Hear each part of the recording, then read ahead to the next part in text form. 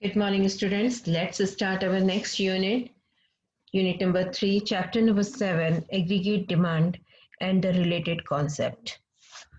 In this chapter, we are just reading about the meaning and the components of the aggregate demand, what is meant by aggregate supply, consumption function, propensity to consume, types of propensity to consume, saving functions, propensity to save, types of propensity to save, investment function, determinants of investment, ex-ante and ex-post saving and investment, full employment and involuntary unemployment.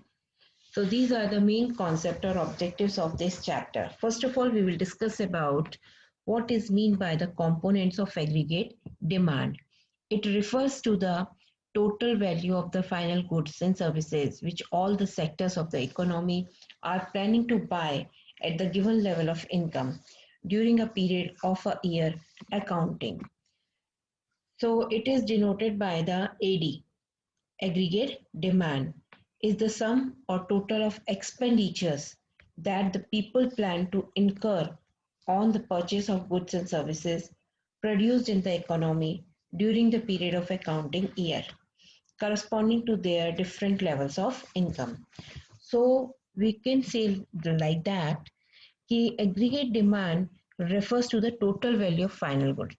Final goods means this which we have to be purchased and we have to be used finally for ourselves, for business purpose, for whatever. So that is the final goods, and services also included in that, which all the sectors of an economy are planning to buy. Means we also are planning to buy as a consumer, as an individual consumer, and the factories and the industries or the firms, those who are also want to buy the final goods or final services from somewhere, so that to buy at the given level of income. Means according to our income we are purchasing the things, final goods, whatever we are purchasing. So that is called the aggregate demand. Already we told you in the 11th class that what is meant by demand. If you are going to the market and you are asking for something to purchase, so that is the demand, not whatever you have purchased or not, or whatever your desire. That is not a demand. Demand is that what you are asking in the market, physically you are asking in the market for to purchase, that is called the demand. When all the demands are combined, when the finally you are purchasing the things for some uses, or for the final use, you can say that is the aggregate demand. So in other words, I can say like that AD is the aggregate expenditure that different sectors of economy are willing to incur during a particular given period of time. That is a given period of time for the one accounting year, you can say. It means AD and aggregate expenditure means the same. It is important to note that aggregate expenditures refers to the planned ex, uh, expenditures and not to the actual expenditure. So it is the total expenditure that all the household, all the firms, government in the rest of the world are planning to incur during one given period, or during the accounting period. So that is the thing. So don't confuse that aggregate demand is a total demand of all goods and services in the entire economy, whereas market demand is the total demand for the one commodity in the market. So now let us discuss about the components of the aggregate demand. So first of all, various components of the aggregate demands, like private or household consumption is like so the consumption, private or consumption expenditures denoted by the C. It refers to the total expenditure incurred on the household on purchase of the goods and services during the accounting year. It is showing like that. Hmm. Services during the accounting year. Generally, the consumption that is given by expenditure directly influenced by the level of disposable income. Higher the disposable income, more the consumption expenditure. and vice versa. Disposable income refers to the income from all sources which is available on household for spending on consumption and saving. So that is next is investment expenditure. Investment expenditure denoted by the capital I. It refers to the total expenditure incurred by all the private firms on a capital goods. It includes addition to the stock of the physical capital assets such as you can say machineries, equipment, buildings, etc., and to change the inventories. So for you can say like that it is assumed in our study that investment expenditure is autonomous. That is, investments are not influenced by the level of income. Next is government expenditure. Government expenditure, third part, point government expenditure denoted by the capital G. It refers to the total expenditure incurred by government on the consumer goods and capitals to satisfy the common needs or the common needs you can say needs of the economy. It means that government incurs consumption expenditure as well as investment expenditure. Consumption expenditure is incurred to meet the public needs like law and order, education, health, transport, defense, etc. And investment expenditure involves constructions of the highway, roads, power plant, etc. Because they are investing on the infrastructure, but actually it helps in the consumption for us also. Means you and me are using the highways, roads, power plant. So that is the government expenditure. Is that for government expenditure, but they invest in that. So that is the thing. And you can say it is a generally social welfare done by the government for us. Next is next export. Net export is denoted by X minus M, means export indicates the demand for goods produced within within the domestic territory of a country by the rest of the world.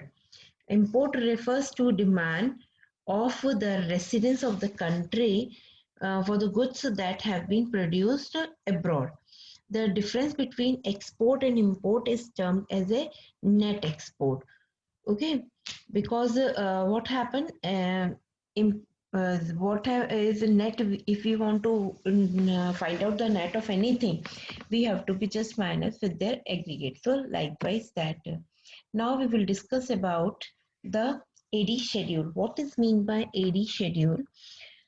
So before going through on that, AD schedule is a table showing AD or AE aggregate expenditure corresponding by the different level of income that is shown by Y in the economy. AD is positively related to the Y. However, there is always some minimum level of AD even by the Y equals to 0. At higher level of Y, AD lags behind. Why? Because people start saving a part of their income. So you can say like that aggregate demand equals to first of all consumption plus investment. Since the determination of income and employment to be studied in this context, the two sectors model are there, household and the firms. The third of the fourth component of the aggregate demand are not discussed here. We can discuss only the two of them. So even though the AD has a four components, which has assumed that AD is a function of only consumption expenditure and investment expenditure. So here is the schedule. ADs depend on the two income level of income in the economy.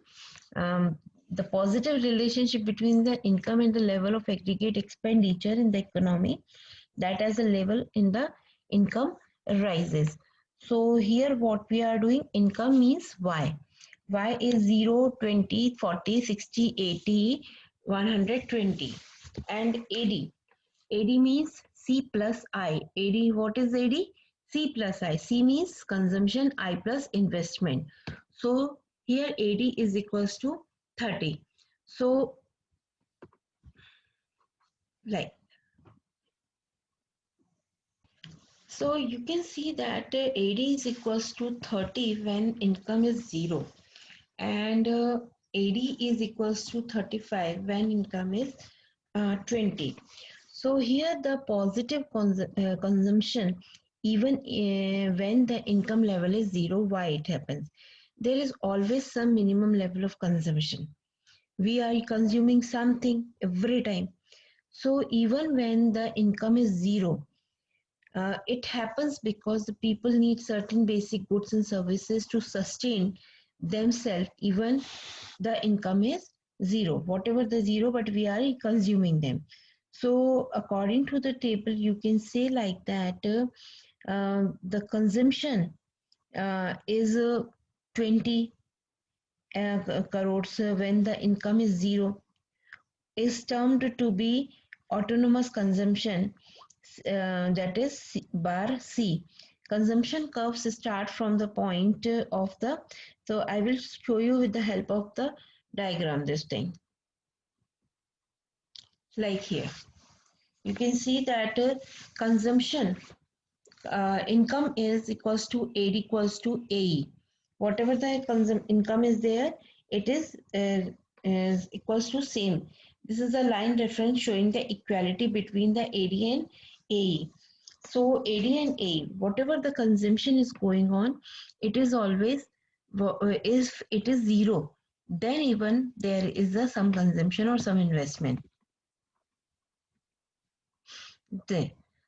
And according to that, here you can see that this is aggregate demand expenditure. This is income 20, 40, 60, 80, 100 and 120. Just to see the table, 20, 40, 60, 100 and 120. And here it is expenditures, AD equals to 30, 35, 40, 45. So according to this, they have prepared the diagram 20, 30, 40, 60. So where the point is meet to AD and AE with the income, this is point called E for the expenditure. So the slope of the consumption curve, the first component of AD, consumption curve slopes upward, and because consumptions increases with increasing in the income. However, proportionate increasing the consumption is less than that income. It happens because after reaching the particular level, people start saving as a part of their income. And slope of autonomous investment curve is the second component, investment expenditure I, is a straight line parallel to the x. Here we can see like that. So to the x-axis assumed to be depend autonomous investment, they have shown here. If we want to make like that,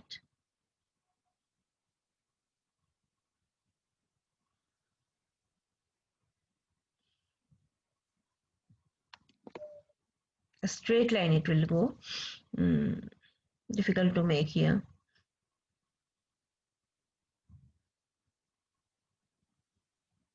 So that is the autonomous investment.